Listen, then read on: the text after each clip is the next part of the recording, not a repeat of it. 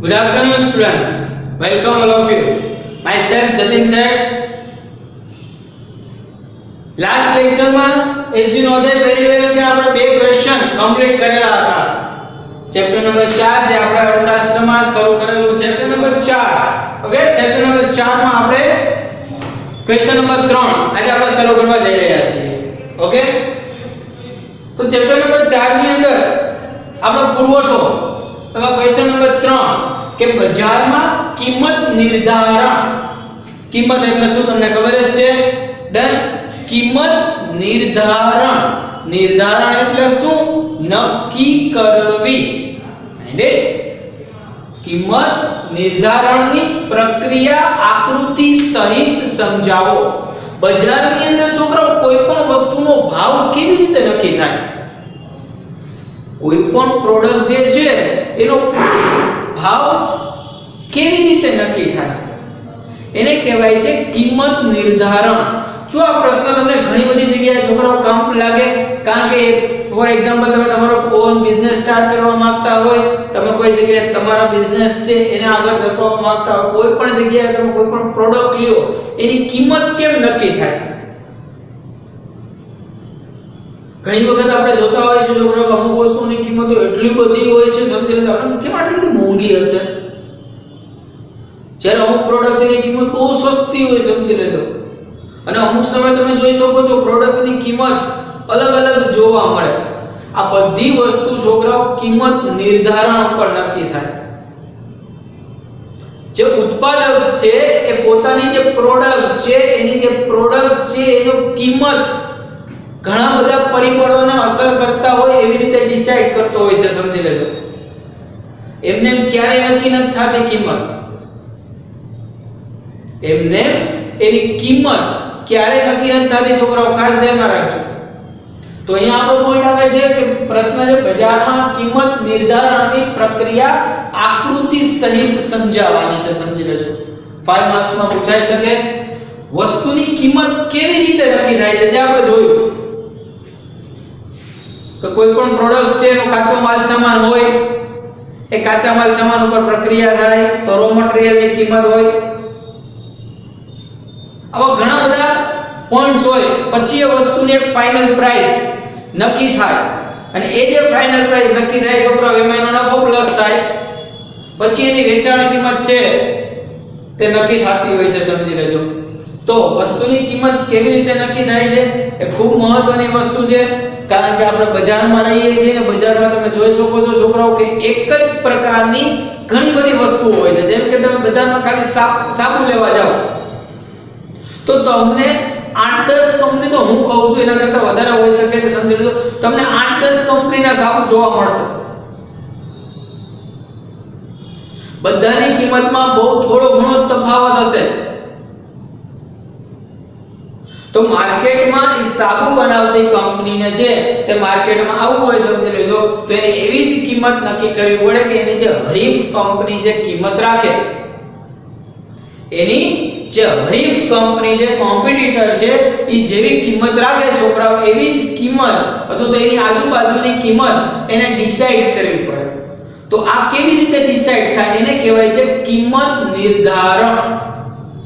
કિંમત નિર્ધારણ છોકરાઓ એક એવી વસ્તુ છે કે એક વખત કિંમત નક્કી થઈ ગઈ પછી તમે એમાં ચેન્જીસ ન કરી શકો.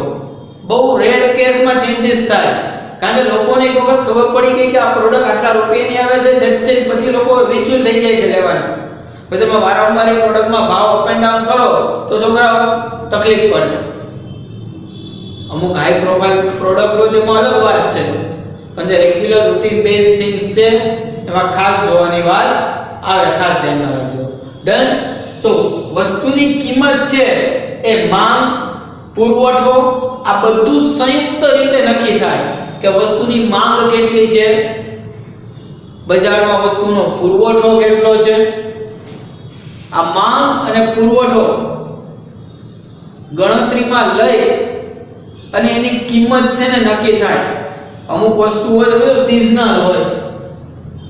કેવી હોય છે? સીઝનલ. એ સીઝનમાં એ વસ્તુની કિંમત ઓટોમેટિક વધી જ જાય, કારણ કે સીઝન પ્રમાણે હોય છે તો એની માંગ વધારે હશે તો ઓબ્વિયસલી એના પુરવઠામાં ચેન્જીસ તો આવશે જ. લોકોને ખ્યાલ છે કે આ વસ્તુની માંગ છે તો 2-4 મહિના જ રહેવાની છે, તો 2-4 મહિનામાં એનો ભાવ પણ હાઈ લેવલનો કરી નાખે. કારણ કે ખબર જ છે કે પછી કોઈ પ્રોડક્ટનો યુઝ જ નથી. જેમ કે શિયાળો આવશે તો તમને જેકેટના ભાવ વધી જશે, 1500-2000 રૂપિયાના જેકેટ મળશે સારા એવા. વીજ વસ્તુ તમે ચોમાસામાં લેવા જાવ છો, ઉનાળામાં લેવા જાવ છો, પહેલા તો મળવાય મુશ્કેલ છે. તો કહેવાનો મતલબ કે વસ્તુની કિંમત, માંગ અને પુરવઠો સંયુક્ત રીતે આ બધી વસ્તુ નક્કી થાય કે બધું સાથે છે તે નક્કી થાય છે. હવે તમને ખ્યાલ હશે પ્રોફેસર આલ્ફ્રેડ માર્શલ, રેડી, અર્થશાસ્ત્રની ડેફિનેશન પણ આપેલી હતી તેને. આલ્ફ્રેડ માર્શલે તમે જો માંગ અને પુરવઠો એને એક સરસ મજાના વેપન એટલે કે હથિયાર કયો તો ચાલે એની સાથે એની સરખામણી કરી છે. કયું વેપન, કઈ વસ્તુ? તો કે કાતર. કોની સાથે સરખામણી કરી? એને કાતર સાથે સરખામણી કરી. તમે વિચારો શું કામ કાતર સાથે એને સરખામણી કરી? તો કે કાતર તમે જોઈ જશે ને એનાથી તમે પેપર કટ પણ કરતા જ હોય તો તમને એક ખાસ વસ્તુ એમાં જોવા મળી હોય કે જે કાતર છે એના જે બે ભાગ હોય એમાંથી એક ભાગ છે ને ધારદાર હોય છે ને એક ભાગ છે ધારદાર ન હોય. વચમાં તમે પેપર રાખો ને બે ભાગ ભેગા થાય તો જ પેપર કટ થાય, બાકી ન થાય. તમે એમ કે ધારવાળો ભાગ હું બોલ ખોલીને અલગ કરી નાખું, બે ભાગમાંથી એક ભાગ અલગ કરી નાખું, પછી હું પેપર છે કાપું તો ફાટી જાય, આમ કટ થઈ જાય. પણ તમે જે વ્યવસ્થિત આમ કટ કરતા હોય એવી રીતના કાતરનો યુઝ થઈ શકે નહીં, કારણ કે ઓલરેડી બહુવચન છે. કાતર એક જ છે પણ શું છે? બહુવચન. કારણ કે બે વસ્તુ છે એમાં ભેગી, એ ભેગી થાય છે ત્યારે જ પેપર કટ થાય છે. સિંગલ હોય તો કોઈ પેપર કટ કરી શકતું નથી. તો માંગ અને પુરવઠો બે કાતરના એક છેડા સમાન ગણાવ્યા એને, કે કાતરના બે પાના સમાન ગણાવ્યા. બંને જરૂરી છે, એ માંગે જરૂરી છે અને પુરવઠો પણ જરૂરી છે. માંગ પણ એટલી જરૂરી છે છોકરાઓ કે જેટલો શું જરૂરી છે? પુરવઠો જરૂરી છે. ઓકે, તો આપણે સૌથી પહેલા પ્રસ્તાવના એટલે કે અર્થથી આપણે શરૂ કરીએ. ડન. તો તમારે લખવાનો છે ક્વેશ્ચન નંબર 3. રેડી? શું છે? બજારમાં કિંમત નિર્ધારણની પ્રક્રિયા આકૃતિ સહિત સમજાવો. ઓકે, પ્રશ્ન બ્લેક પેન થી લખવાનો છે અને હવે તમારી સ્ક્રીન ઉપર બે પેરેગ્રાફ આવશે. રેડી? જે તમારે બ્લુ પેન થી લખવાના છે. 2-3 મિનિટનો સમય આપું છું, તમારી સ્ક્રીન ઉપર રહેશે. રેડી? ત્યાર પછી આપણે આગળ વધશું. Let's start.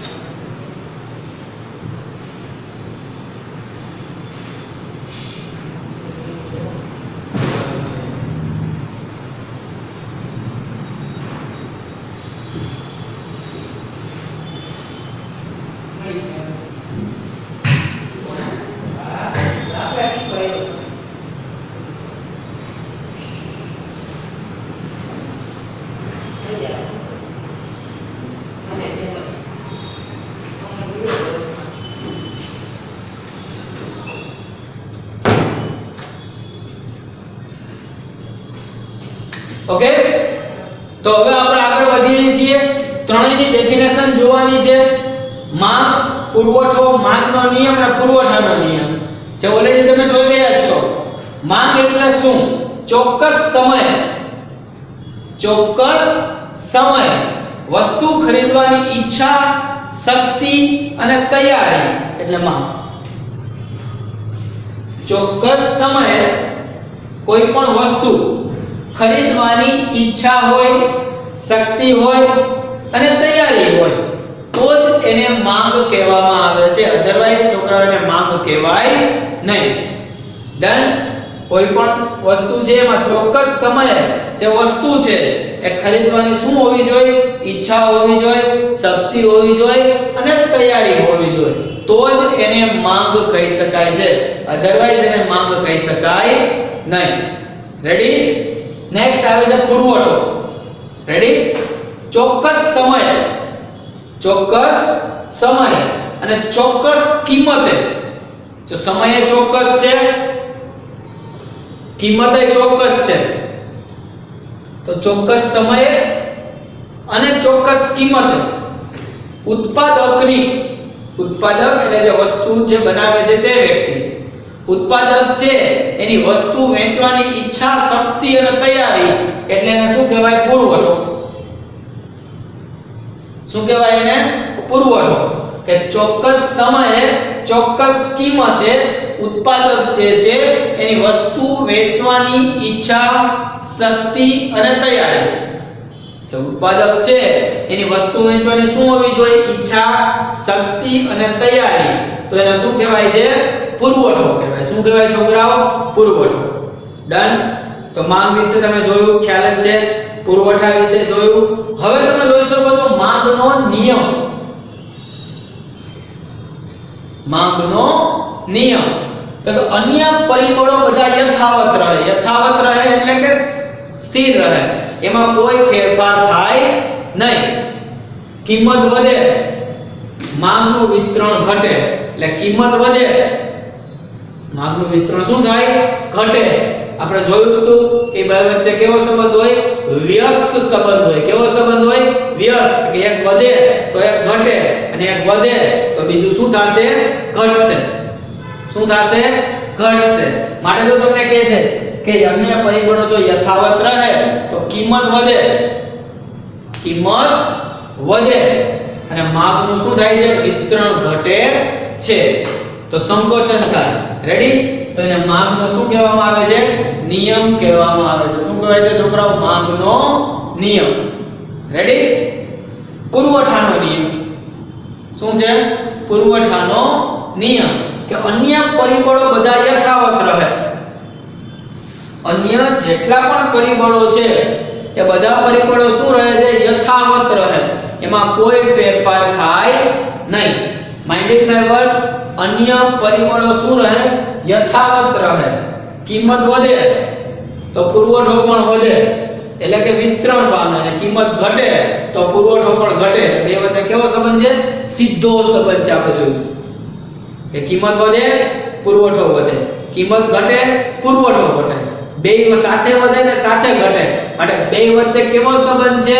તો કે સીધો સંબંધ ગણાય. કેવો સંબંધ ગણાય? સીધો સંબંધ ગણાય. તો આ ચારે મુદ્દા પણ એની અંદર આવશે કે માંગ એની ડેફિનેશન, પુરવઠો એની ડેફિનેશન, માંગનો નિયમ એ સમજાવવાનો અને પુરવઠાનો નિયમ સમજાવવાનો. રેડી? તો રાઈટ ડાઉન કરી નાખો. સ્ક્રીન ઉપર તમારી સામે આવી ગયું છે. ડન. તો રાઈટ ડાઉન કરી નાખો.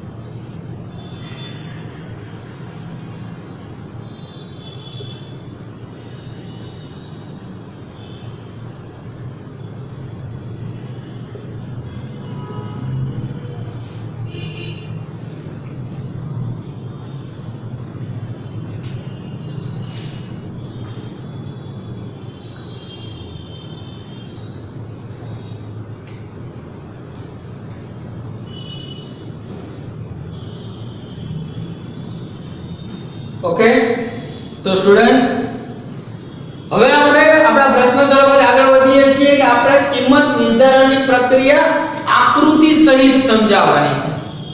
કેવી રીતે સમજાવવાની છે છોકરાઓ? આકૃતિ સહિત. તો તમને ખ્યાલ જ છે છોકરાઓ કે જ્યારે આપણે આકૃતિ સહિત સમજાવવાનું આવે તો એક કાલ્પનિક અનુસૂચિ એટલે કોષ્ટક જોઈ. શું જોશે આપણે? કાલ્પનિક અનુસૂચિ એટલે કોષ્ટક જોશે. રેડી? તો આપણે હવે તમારી સ્ક્રીન ઉપર એક કોષ્ટક મૂકીએ છીએ. વ્યવસ્થિત સરસ મજાની રીતે એક કોષ્ટક છે તે ડ્રો કરવાનું છે. ડન? તો કોષ્ટક છે તમે ડ્રો કરો ઝડપથી.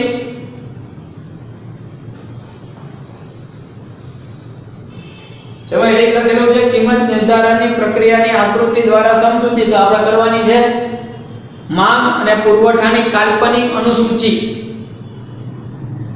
કાલ્પનિક અનુસૂચિ છે જેમાં પહેલું છે વસ્તુની કિંમત. શું આપેલું છે? વસ્તુની કિંમત આપેલી છે. તો કિંમત છે 10 રૂપિયા, 20 રૂપિયા, 30 રૂપિયા, 40 રૂપિયા અને 50 રૂપિયા. પછી તમે જોઈ શકો છો કે વસ્તુની શું છે? માંગ. એકમમાં કોઈ પણ એક વસ્તુ છે એની એકમમાં માંગ છે 500 એકમ, 400 એકમ, 300 એકમ, 200 એકમ અને 100 એકમ.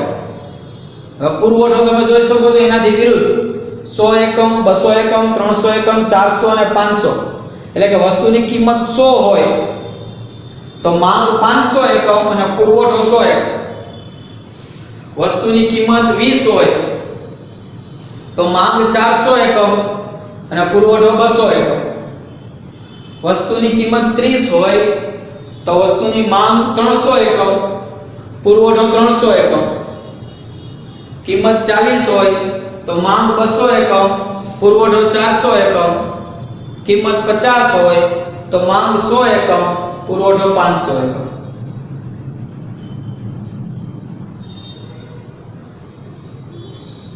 આમ તમે જોઈ શકો છો કે 30 રૂપિયા કિંમત હોય તો બંને સરખા થઈ જાય છે. 30 રૂપિયા કિંમત હોય તો બંને શું થઈ જાય છે? સરખા. કે માંગે સરખી અને પુરવઠો સરખો. આ અનુસૂચિમાં દર્શાવ્યા મુજબ જોઈ શકો છો કે રૂપિયા 30 ની કિંમતે માંગ અને પુરવઠો કેવા થઈ જાય છે? સરખા થઈ જાય છે. માટે બજારમાં આ વસ્તુની કિંમત કેટલા રૂપિયા નક્કી કરવાની? 30 રૂપિયા. કેટલા રૂપિયા? 30 રૂપિયા. તો જો પહેલા લખી નાખો ભાઈ, તમને સમજાવું.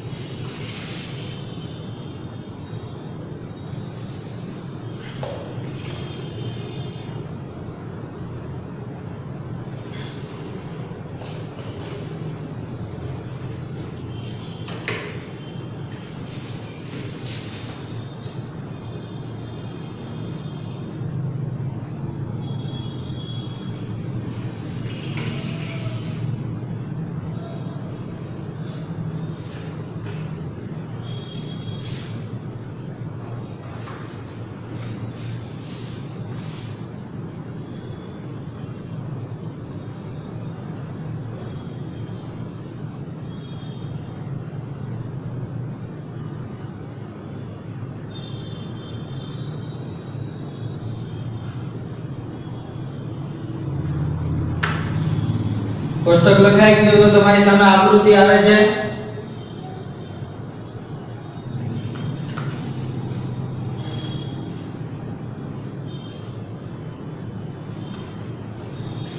આકૃતિ છે તે ડ્રો કરવાની છે.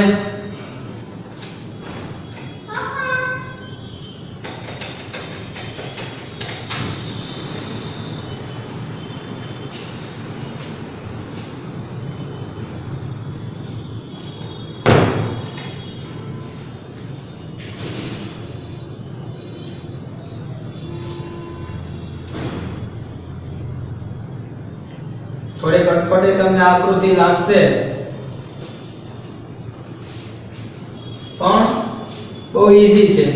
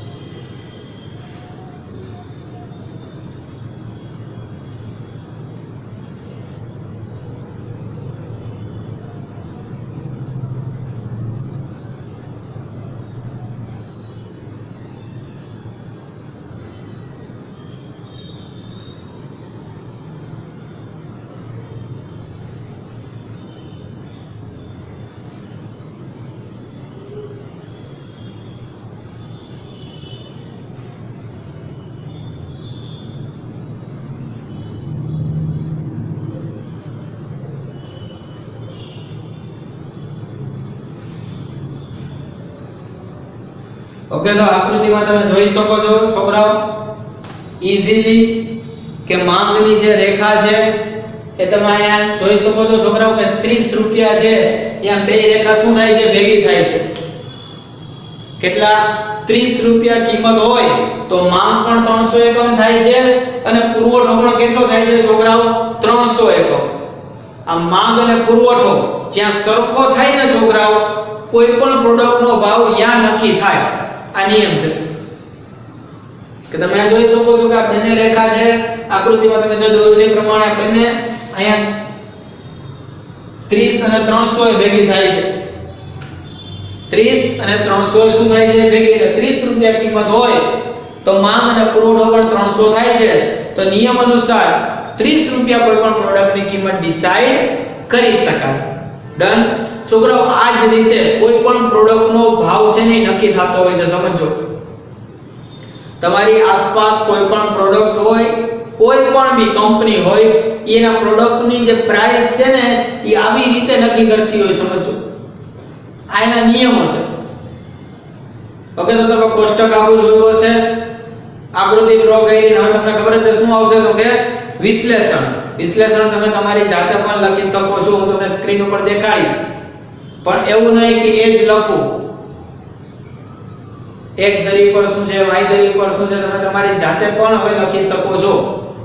આપણા પરીક્ષાની અંદર પણ છોકરાઓ આ રીતે હવે ઘણીવાર તમને ખાલી આકૃતિ એ પૂછાય 2 માર્ક્સ ની અંદર, તો you can write easily. Okay, તો અહીંયા આપણો ક્વેશ્ચન નંબર 3 છે, તો ઓવર થાય છે. પહેલા ચલો 1 મિનિટ તમને સ્ક્રીન ઉપર તમને મૂકી દઉં. ઓકે, આ ખાલી માત્ર તમારી જાણ માટે છે.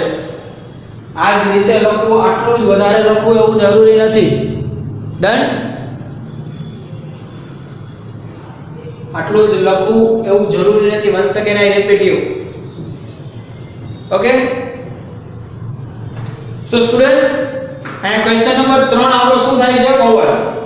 જે તમે રાખો તમારા બુકની અંદર તમારે સાથે જ લખેલો છે એટલે લખાઈ જ ગયો હશે, લખવાની કોઈ રિક્વાયરમેન્ટ નહીં હોય. ડન. છતાં પણ કંઈ પણ બાકી રહી ગયું હોય તો તમે ઈઝીલી રાઈટ ડાઉન કરી શકો છો. ડન. તો ક્વેશ્ચન નંબર 3 5 માર્કનો અહીંયા શું થાય છે? પૂરો થાય છે, જે તમારી બુકની અંદર તમારે રાઈટ ડાઉન કરવાનું છે. ઓકે, હવે થોડીક નાનકડી માહિતી આપી દઉં તમને ખ્યાલ જ હશે. તેમ છતાં પણ આપણે જે એક્ઝામ શરૂ થશે 50 માર્કની જે એક્ઝામ હશે એમાં આપણે ટોટલ 1 થી 4 પાઠ લેવાના છે. જેની પેપર સ્ટાઇલ ને બધી જ વસ્તુ તમને સમય આવતા મળી જશે. કેટલા પાઠ? 1 થી 4 પાઠ. 50 માર્કનું પેપર હશે. ત્યાં સુધીમાં આપણો ચોથો પાઠ પૂરો થઈ જશે. Don't worry. તમને જે રીતે ક્વેશ્ચન આપણે સમજાવેલા છે, કરાવેલા છે, એ જ રીતે આઈએમપી પ્રશ્નો પણ તમને વર્કશીટમાં મળી જશે. એ વર્કશીટ ઉપર ખરેખર વધારે ભાર આપજો.